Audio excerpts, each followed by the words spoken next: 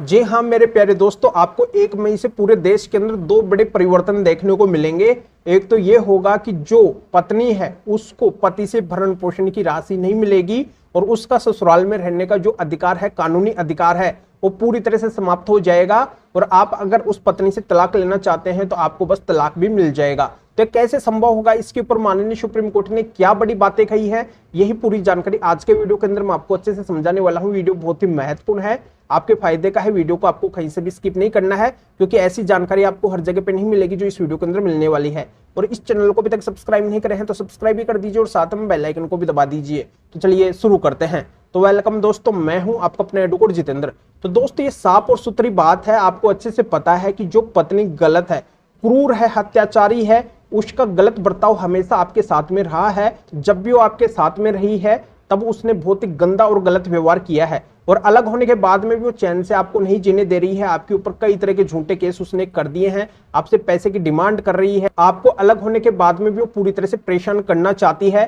तो ऐसी जो गलत पत्नी है उसके प्रति आपका मनमुटाव हो जाता है। मनमुटाव इस तरीके से हो जाता है कि जैसे आप उससे पहले अगर प्यार करते हैं तो बाद में उसकी इस गलत एक्टिविटी की वजह से आपका उस पत्नी के प्रति पूरी तरह से नफरत हो जाता है और नफरत की वजह से ही आप उसके लिए कुछ भी अच्छा नहीं करना चाहते हैं। अच्छा इस तरीके से नहीं करना चाहते हैं कि जैसे वो अलग होने के बाद में, इतना गलत होने के बाद में आपके ऊपर झूठे केस करके आपसे ही अगर आपकी मेहनत की कमाई वो लेना चाहती है, आपसे अगर वो पैसा लेना चाहती है, तो क्या आप उसको पैसा देना चाहेंगे? नहीं, आप बिल्कुल भी नहीं देना चाहेंगे।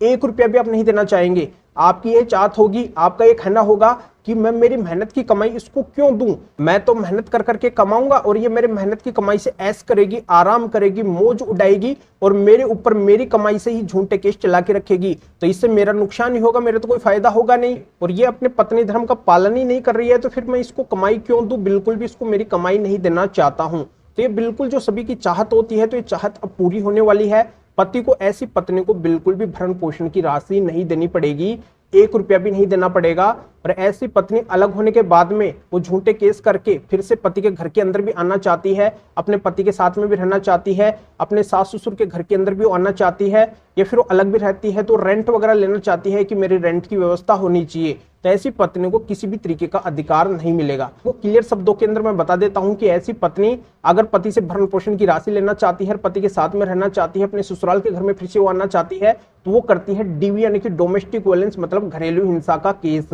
और इस केस के अंदर वो सभी के ऊपर बहुत ही संगीन और गहरे आरोप लगाती है कि मेरे पति और पति के घर वालों ने मेरे साथ में बहुत ही गंदा और गलत व्यवहार किया है, मुझे मारा है, पीटा है, मेरे साथ में अत्याचार किया है, मेरे साथ में घरेलू हिंसा की है और मुझे मारपीट के घर से बाहर निकाल दिया है। तो इसी वजह से मुझे पति से अब भरण पोषण की राशि मिलनी चाहिए और पति के घर में और मेरे सास ससुर के घर में रहने का मुझे अधिकार मिलना चाहिए। तो ऐसी जब गलत पत्नी है तो उस पत्नी को न तो पति रखना चाहते हैं और न ही पति के माता पिता रखना चाहते हैं। तो ऐसी गलत और झूठी पत्नी से सभी को डर होता है, पति को भी डर रहता है, तो पति के माता पिता को भी डर रहता है और अन्य फैमिली मेंबर को भी डर रहता है कि अगर ये फिर से हमारे घर के अंदर आ जाएगी तो पहले भी हमारे साथ में बहुत ज्यादा गंदा व्यवहार इसने किया है और अब अलग होने के बाद में भी इसने हमारे ऊपर कई सारे झूठे केस डाल दिए हैं। अभी इसके पास में हमारे खिलाफ कोई भी एविडेंस नहीं है, कोई भी सबूत नहीं है, तो हमारे घर में आके हमारे खिलाफ षड्यंत्र पूर्वक कोई भी एविडेंस बनाना चाहती है, कोई भी सबूत बनाना चाहती है, हमें नुकसान पहुंचाने के लिए किसी भी लेवल के ऊपर जा सकती है, किसी भी तरीके का षड्यंत्र बना के हमारे साथ में गलत कर सकती है।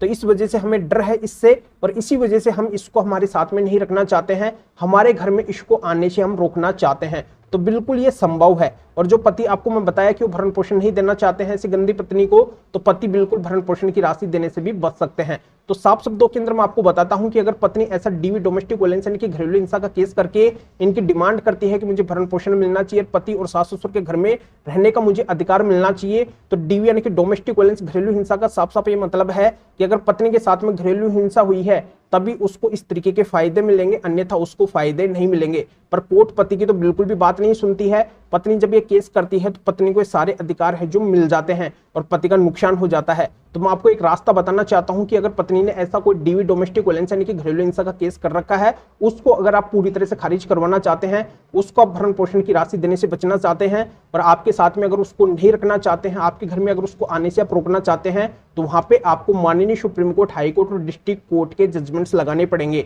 जो ऐसे मेरे पास में बहुत ही महत्वपूर्ण सेलेक्ट किए हुए, अनुभव के आधार पर सेलेक्ट किए हुए 5 महत्वपूर्ण जजमेंट है। तो इन 5 जजमेंट्स को आप जैसे ही कोर्ट के अंदर लगाएंगे डीवी के केस के अंदर, तो वो केस पूरी तरह से खारिज हो जाएगा, खत्म हो जाएगा और आपके ऊपर वो केस बिल्कुल भी नहीं चलेगा, आप पूरी तरह से उस केस से बरी हो जाएंगे। इन 5 जजमेंट से अब तक हजारों लाखों पतियों को सक्सेस मिली है। तो जिन पतियों को इन जजमेंट्स का पता था वो तो फायदा उठा चुके हैं, पर इन जजमेंट्स का हर किसी को पता भी नहीं है और हर किसी के पास में जजमेंट्स भी नहीं है। तो इसी वजह से पति इस केस के अंदर परेशान होते हैं, नुकसान उनको उठाना पड़ता है।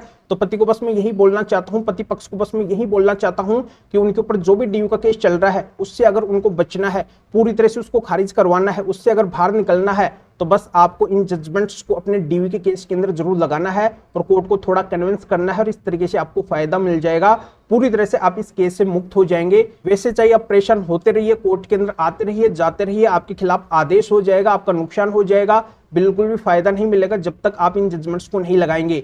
तो ये स्पेशल ट्रिक है, इसके बारे में हर कोई आज के समय के अंदर आपको नहीं बताएगा, क्योंकि ये कोई नहीं चाहता है कि आप जल्दी झूठे केसों से मुक्त हो। आपके ऊपर लंबे केस चलने चाहिए, सभी ये चाहते हैं। तो जल्दी अगर आपको मुक्त होना है और पूरा सॉल्यूशन लेना है तो इन जजमेंट्स को आप जरूर से जरूर लगाइए। तो ऐसे मेरे पास में बहुत ही महत्वपूर्ण टॉप सेलेक्ट किए हुए 5 जजमेंट है। तो जजमेंट्स आपको कैसे मिलेंगे आगे मैं इस वीडियो के अंदर आपको बताने वाला हूं।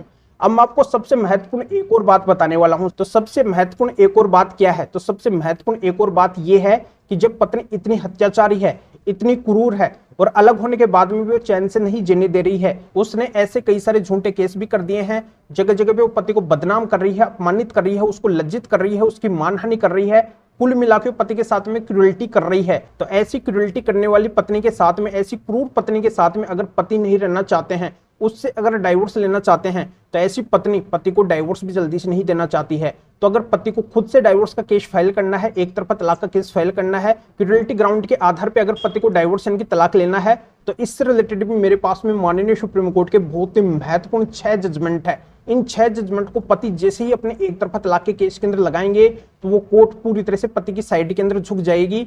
वैसे पति को बड़ी आसानी से तलाक नहीं मिलेगा, बिल्कुल नहीं मिलेगा। अगर पति कितना भी प्रयत्न कर लेंगे, कितना भी प्रयास कर लेंगे, तब भी कोर्ट उनको आसानी से डाइवोर्स यानी कि तलाक नहीं देगी। और इन जजमेंट्स को जैसे ही पति अपने डाइवोर्स यानी कि तलाक के केस के अंदर लगाएंगे तो कोर्ट पूरी की पूरी पति के पक्ष के अंदर आ जाएगी और पति को बड़ी आसानी से बहुत कम समय के अंदर एक तरफा तलाक मिल जाएगा। अगर पत्नी खुद भी तलाक नहीं देना चाहती है तब भी पति को तलाक मिल जाएगा।